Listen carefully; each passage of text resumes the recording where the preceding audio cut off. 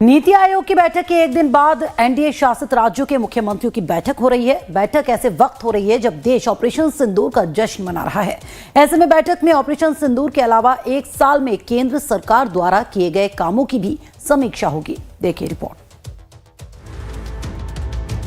Operation सिंदूर के बाद आतंकवाद के खिलाफ भारत ने देश और दुनिया के स्तर पर बेहद सख्त संदेश दिया है।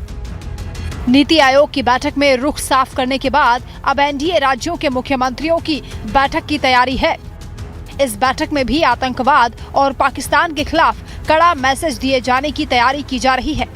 बीजेपी सूत्रों के मुताबिक बैठक के दौरान ऑपरेशन सिंदूर के बारे में भारत की सैन्य कार्रवाई का राजनीतिक और रणनीतिक महत्व बताया जाएगा।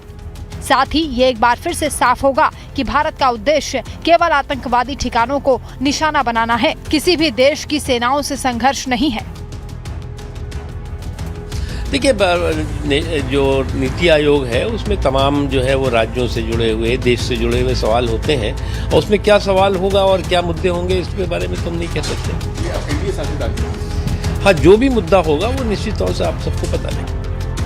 खबरों के मुताबिक एनडीए की इस बैठक का एजेंडा केवल ऑपरेशन सिंदूर तक सीमित नहीं रहेगा, बल्कि इसमें आने वाले विधानसभा चुनावों की रणनीति, जातिगत जनगणना पर केंद्र का रुख, केंद्रीय योजनाओं की समीक्षा, प्रो पीपल अप्रोच को और मजबूत करने और सुशासन के मॉडल को सभी राज्यों में लागू करने पर भी चर्चा होगी।